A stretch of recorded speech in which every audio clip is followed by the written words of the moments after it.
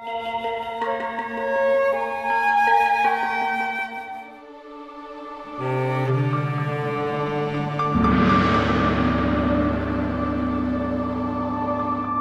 projet est né d'une rencontre avec un botaniste qui s'appelle Francis Allais, qui est quelqu'un qui a passé sa vie en forêt, qui a passé sa vie à chercher à comprendre les arbres et qui est un jour venu me dire « Est-ce que tu peux m'aider à faire un film sur les grandes forêts primaires puisque je les vois disparaître et j'aimerais porter un témoignage sur ces endroits fabuleux ?»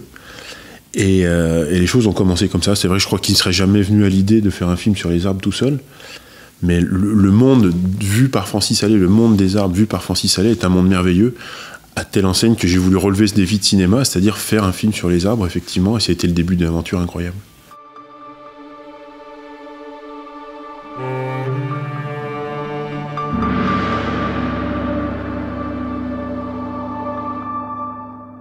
Non, moi je crois que ce qui m'a beaucoup amusé, ce qui m'a beaucoup fasciné, c'est à partir du moment où j'ai compris que les arbres étaient mobiles, c'est un monde que j'ai vraiment voulu révéler au spectateur avec le cinéma, parce que les arbres, contrairement à ce qu'on pourrait croire, ne sont pas sans mouvement. C'est nous qui ne vivons pas assez vite pour les voir pousser et les voir bouger. Et partant de là, je me suis dit, mais si on arrive à s'embarquer comme dans une machine, à remonter le temps, enfin à accélérer le temps, puisque l'homme voit à 24 images secondes, l'arbre vit à 24 images par siècle, donc il fallait arriver à trouver finalement une méthode pour arriver à voir ce mouvement végétal. Mais c'est vrai que quand vous voyez un bourgeon avec une esthétique sublime qui est sur le point de se déployer, vous dites, mais qu'est-ce que j'aimerais le voir, qu'est-ce que j'aimerais voir un arbre de 70 mètres s'épanouir autour de moi. Et c'est vraiment ce plaisir que j'ai eu de me servir du cinéma pour nous amener dans un temps qui est complètement différent.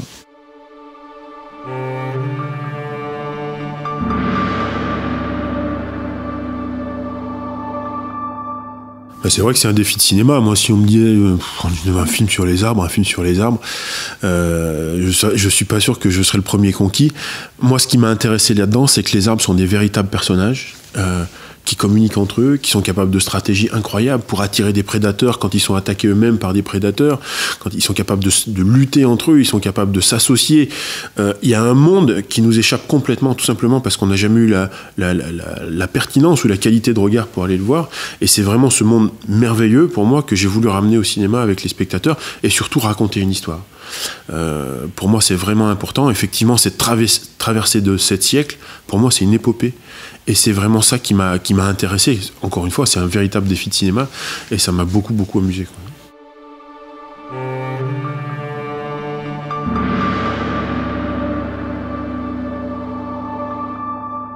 C'est sûr que pour moi, l'idée, c'était de voir les arbres comme on les a jamais vus. Ça, c'était vraiment important. Et donc, on a créé des véritables outils, puisque quand vous êtes dans une forêt, vous êtes en bas, puis les arbres, vous levez la tête, vous voyez pas grand-chose. Et moi, l'idée, c'était de se hisser à hauteur d'arbres. Et donc, on a créé des gigantesques outils pour faire des mouvements de caméra à la hauteur des 70 ou 80 mètres des arbres tropicaux, pour pouvoir finalement se regarder d'égal à égal, si j'ose dire. Et c'est vraiment ces outils qui nous ont permis de rentrer dans un monde différent, la forêt telle qu'on l'a jamais vue.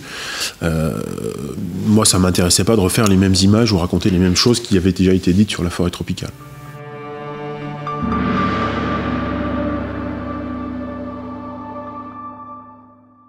L'arbre à cam, c'est effectivement un système de caméra sur câble qui nous a permis de faire des travelling de 200 mètres de long dans les 3 dimensions.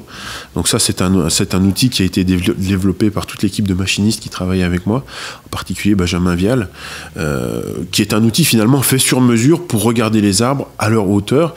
Et moi, j'avais vraiment envie qu'on puisse, peut-être comme un oiseau, partir du bas de la forêt, du sous-sol, et pouvoir en un seul mouvement, en quelques secondes, s'élever à hauteur d'arbre et crever la canopée pour aller voir cette immensité forestière. Voilà, l'arbre à cam, ça sert à ça. Ça sert à aller et à regarder comme on n'a jamais vu.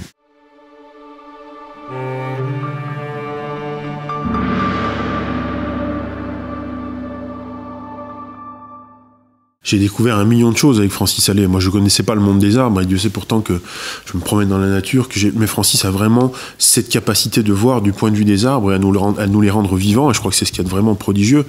Et ce que j'ai voulu aussi raconter dans le film, c'est que finalement, c'est les arbres qui tirent les ficelles, si j'ose dire. C'est vraiment eux qui dominent complètement le monde de la forêt, y compris celui des jaguars, y compris celui des éléphants, y compris celui des singes. C'est vraiment les arbres qui ont le pouvoir. Et c'est vraiment ce changement de point de vue qui, moi, m'a fasciné, mais qui m'a donné envie envie de faire ce film. Et encore une fois, tout ça, c'est grâce à Francis Allais qui a cette capacité à comprendre et à nous expliquer les arbres.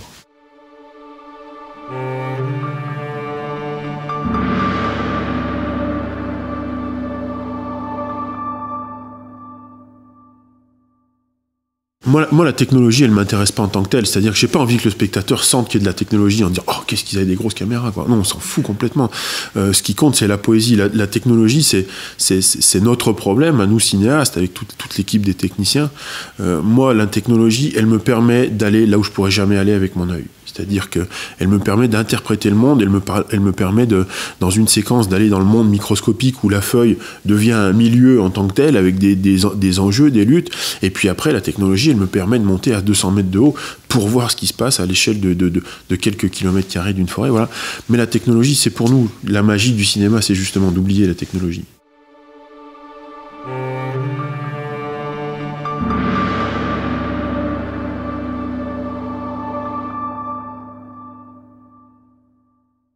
Je crois profondément qu'effectivement l'émotion est un médiateur extrêmement fort pour parler de ces grandes questions de la conservation de la nature. On sait aujourd'hui pertinemment qu'on ne pourra plus continuer à exister sur la planète tel qu'on est en train de le faire aujourd'hui. Ça, c'est des choix qui sont cruciaux pour le devenir de l'homme, pas pour le devenir de la planète. La planète vivra malgré l'homme ou sans l'homme, mais c'est de nous dont il s'agit. Et moi, je pense qu'on protège mieux ce qu'on aime. Je crois qu'on ne détruit pas quelque chose pour lequel on a de l'émerveillement, on a de l'empathie, et c'est vraiment tout le pari du travail que je fais avec ma fondation, Wild Touch. Vous irez voir aussi tout ce qu'on a mis en ligne, c'est-à-dire qu'on a choisi de faire un making-of qui va permettre à chacun de faire un voyage en forêt un peu à sa guise, avec Francis Allais, avec moi, avec d'autres. L'idée, c'était vraiment d'attirer l'attention sur ces forêts de manière la plus large possible pour que chacun puisse les approprier, encore une fois avec le cœur, avec l'émerveillement, avec la compréhension aussi, pour que tout simplement qu'on se mette à agir, parce qu'on ne va pas pouvoir continuer à déforester comme ça infiniment.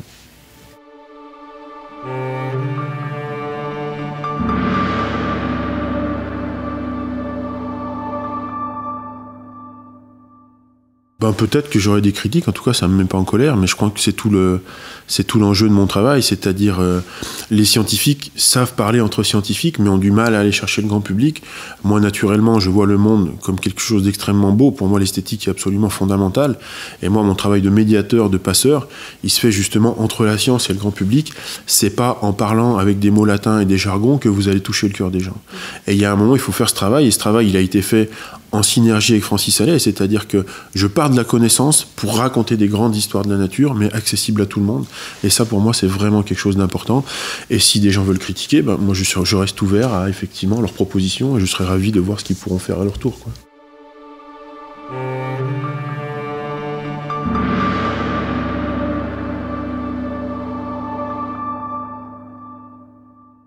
Je pense que toute la pensée de Francis est là, c'est-à-dire que, y compris sa manière de voir, c'est vrai qu'on a l'habitude de voir le monde avec nos propres yeux, qui sont des yeux d'animaux, quelque part, c'est-à-dire d'êtres qui ont la capacité d'aller se nourrir loin, qui vont se déplacer en permanence. L'arbre, c'est une autre manière de vivre, c'est vraiment une autre proposition du vivant qui nous échappe, parce que nous, on ne prend en compte que le mobile. Et quand vous changez ce point de vue-là, vous découvrez un monde qui est absolument incroyable, parce qu'il faut être largement aussi malin quand vous vivez fixé, par exemple pour déployer vos graines, pour échapper aux maladies qui peuvent vous assaillir, pour échapper à vos prédateurs, c'est-à-dire qu'il va falloir... Vous avez les mêmes problèmes finalement, qui sont comment je vis, comment je nais, comment je me reproduis, comment je mange, comment j'échappe à mes prédateurs, tout ça décliné sur un modèle qui est complètement différent du nôtre. Et quand vous allez chercher là, je crois qu'on entrouvre seulement la porte de ce monde végétal qui n'a pas fini de nous étonner, à commencer par justement cette notion de communication qui est très complexe chez les arbres, qu'on commence juste à entrevoir et qui est très embarrassante conceptuellement, parce que les arbres n'ont pas de cerveau, et pourtant ils se parlent.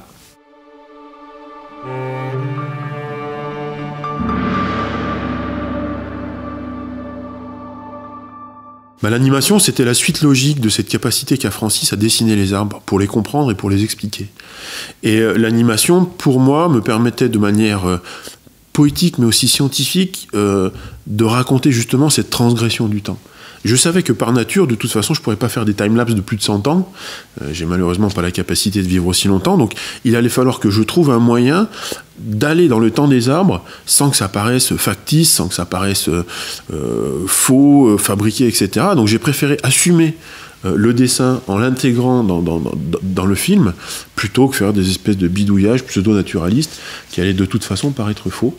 Et cette projection, c'est pour moi aussi le point de vue de Francis Allais, qui a cette capacité de voir pousser les arbres en intégrant un trait qui pour moi est non seulement un trait scientifique, mais qui est aussi un dessin qui est complètement artistique. Ce sont ces dessins à lui qui vous ont inspiré? C'est clairement ces dessins à lui qui m'ont inspiré, parce que Francis en forêt dessine en permanence.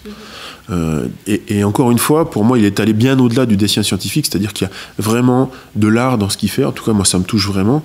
Et c'est en partant de là que j'ai vraiment voulu aller plus loin, c'est-à-dire donner vie à son dessin à travers tout le film.